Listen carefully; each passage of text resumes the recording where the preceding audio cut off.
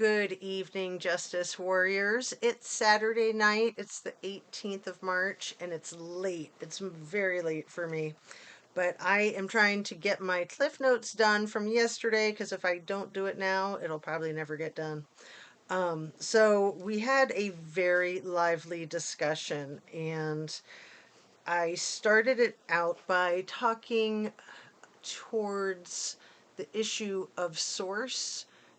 Ashley has been referring to her source as if source were a actual thing, not like sources say, but source says. Kind of odd. Anyway, one of the things that I wanted to mention is just the parallel between the criminal defendant and people always saying, oh, he thinks he's the smartest person in the room, and Ms. Kylie Rodney, and how people like Sammy were always like, oh, she's a very smart girl. And just wondering how much spite and jealousy could play a role in these situations. Kind of a broad question there. And it seems as though there is a new lead detective with the last name Mowery, Mowery, on the Idaho 4 case. And I find that fascinating. This guy has recently trained up with the SWAT team. So he was probably at the SWAT incident in Pullman December 15th, December 14th, with Brent Kopaka. So now this Sergeant Mowery is on, I think he's a sergeant anyway. Officer Mowery is um, either the lead detective or a lead detective on the Idaho 4. So he specializes in IT. And the there was somebody in the chat, I think it was the day before yesterday, that dropped in and said that they looked up that assistantship that Koberger had applied for, and they said that two women got it and that one of them was Dawn Daniels. I'll have to go back and look and see what the other name was. But right away I recognized the name Dawn Daniels. She's the assistant police chief for Wazoo. So I was like, no, that doesn't make sense. We got to be really careful of what we say in chat and what we I need to be careful what I say when I don't know if something is accurate or not, and it's just speculative. But especially when people put things in the comments as if they know, and somebody could, kind of misunderstand and think that that's actually true, and that's how these internet rumors get started. So Dawn Daniels is a graduate of Wazoo. She graduated, I believe, in 97. And then I believe she got hired by their police department there right around the year 2000.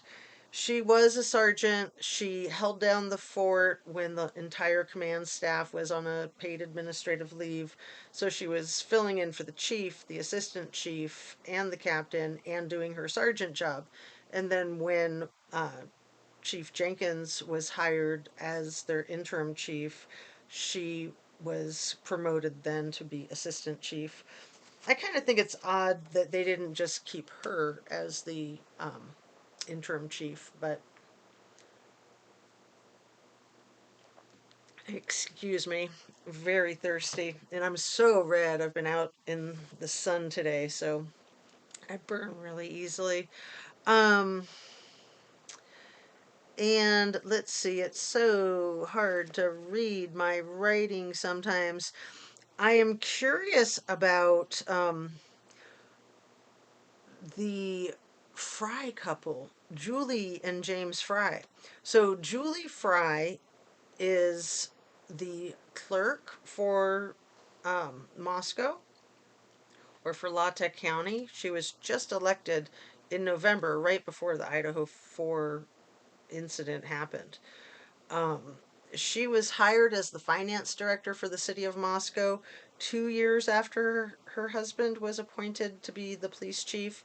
I think he was appointed chief in 2016. She was hired as the treasury manager, finance manager, 2018. And they have 4 kids. Age range is 22 to 29. And they both went to the University of Idaho. And I think they both started or graduated in 89. I think may have started, but I could have that incorrect. Anyway, I found that fascinating, especially because Kaylee's parents both went to the University of Idaho around that same time. And they also have 4 kids. So it's interesting just wondering if they might actually know each other.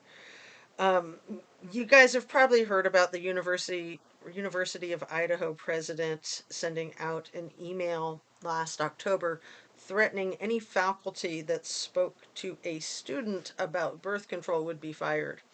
And that made it into national news, and President Biden spoke about that and was just kind of blown away, as I am. I mean, this is a large university that might fly at a small private university, but this is a large state university, so that's just crazy. Everything I say is simply my opinion. It's simply for the sake of conversation, hoping to open up a discussion. And I'm always hoping to learn something, and I try to keep my videos educational. They're made specifically for YouTube, which is an entertainment platform. So I like to include that in my disclaimer. Please hit that like button, share, and subscribe if you feel so inclined. Just a couple other things I wanted to include in this.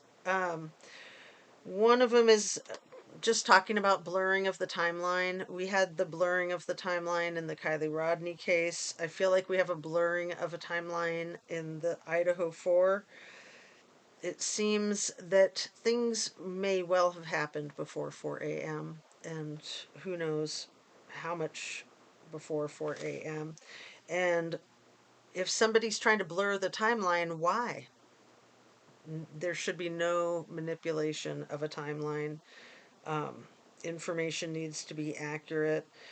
So, Ms. Annie Potts asked a question about Corporal Payne's meat locker business, which I am not familiar with, and a couple other people seemed like they may have been, but my goodness. Hold on a second. Um, I looked it up after, and it seems as though Corporal Payne owns a meat locker business about 3 hours north of Moscow, right near the Canadian border. And what is it called? It's like South something. I have so many notes here. I'm sorry. I thought I was all organized. Um, well, I'll have to put it in the next video, perhaps, if I can't find it real quick. Dang it. All of these notes, notes, notes, notes. There's just so much information in this case. Is that it?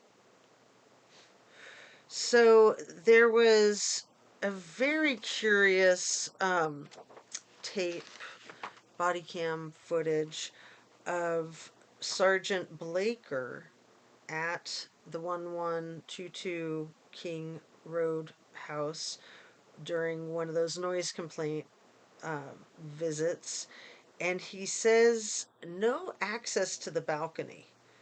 He says that on the footage, and it's pretty weird that he's talking about access to the balcony, like kind of random. But this is like late August, early September, I think. So just a couple of months before this situation happened. I find it very odd.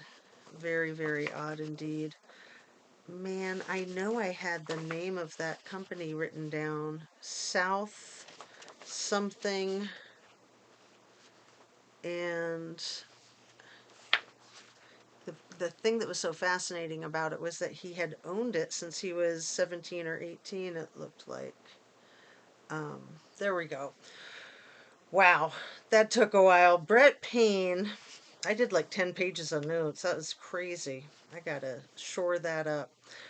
So Brett Payne has owned the South Hill Meat Locker since 2008, or actually maybe even 2007, which is pretty fascinating. He's, I think, 31 years old, 32 actually, and that'd be 15 years ago. That would make him, I don't know, 17, 18 years old.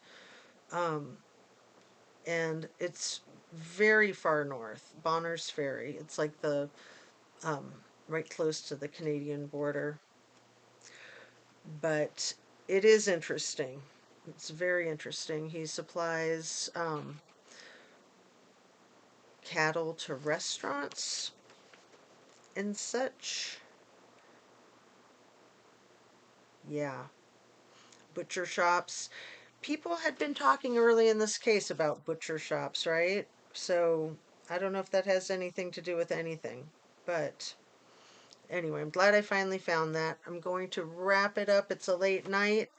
Thank you so much for watching. Peace out. Take good care of yourself. Get good rest, relaxation, exercise, nutrition, water. Follow your heart. Do what inspires you. Thanks again for joining me. I'll see you on the next one. Have a great night.